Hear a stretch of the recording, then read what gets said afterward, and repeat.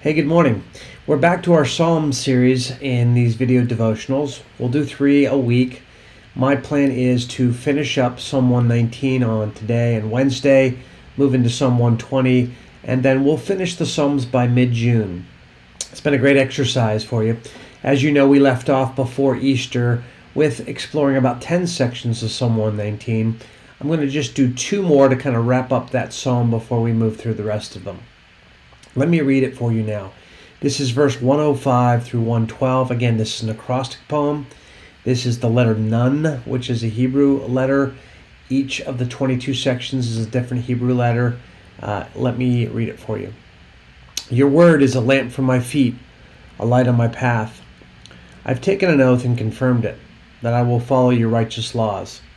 I've suffered much. Preserve my life, Lord, according to your word. Accept, Lord, the willing praise of my mouth, and teach me your laws. Though I constantly take my life in my hands, I will not forget your law. The wicked have set a snare for me, but I have not strayed from your precepts. Your statutes are my heritage forever. They are the joy of my heart.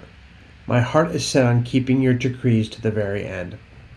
I want to just jump off on this first verse, Psalm 105. Your word is a lamp for my feet, a light on my path. Last week in my philosophy class at Jessup, I led the students through a discussion as to when Paul in the New Testament articulates that our battle is not against flesh and blood, but against the powers and principalities, the rulers of this dark world. And then through a couple other texts, Paul continually names these things called powers. And I say, well, what are these powers? How do they work? And through our discussion, we discovered that these powers, really what he's referring to are idea structures that are sown by spiritual forces into the culture at large, so kind of dominating overarching ideas that then have great influence over the thinking of the people under that culture. What these idea structures do typically is they distort reality. They distort our picture of who God is, of our world, our place in the world, ourselves, our fellow man, the whole bit. And so we end up borrowing so much of thinking about key, crucial questions from the culture, and these powers are then influencing, embedding these idea structures. So for example, if I were to say to you, like, how does a 9-year-old get a concept of beauty so that she feels ugly looking at a magazine, right? Because of how thin and perfect that magazine cover girl is. Well, there's a concept, a false concept, a warped concept that's embedded in the culture as to what beauty is, what significance is, what it means to be loved, how to be loved, right? That somehow gets snuck into her thinking, and it takes so much work to undo the damage of those cultural ideas. Why do I bring all this up? This verse here, I think, shows us the profound importance of Scripture.